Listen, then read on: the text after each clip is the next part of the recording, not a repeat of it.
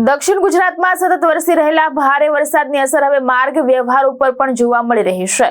વાલોડ તાલુકામાં અનેક રસ્તાઓ પર પાણી ફરી વળતા તંત્રએ 17 રસ્તાઓ વાહન વ્યવહાર માટે બંધ જાહેર કર્યા છે। ભારે વરસાદને પગલે વાલોડ તાલુકામાં અનેક નીચાણવાળા રસ્તાઓ પર પાણી ફરી વળતા માર્ગ વ્યવહાર પ્રભાવિત થયો છે।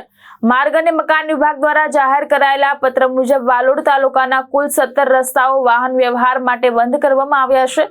લોકોને જોખમ ન લેવાની તેમજ બંધ જાહેર કરાયેલા રસ્તાઓ પર અવરજવર ટાળવાની અપીલ કરવામાં આવી છે।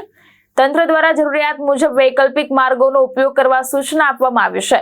વરસાદી પરિસ્થિતિને ધ્યાનમાં રાખીને સંબંધિત વિભાગ સતત સ્થિતિ ઉપર નજર રાખી રહ્યો છે અને પાણીનું સ્તર ઘટ્યા બાદ જ રસ્તાઓ ફરી શરૂ કરવામાં આવશે।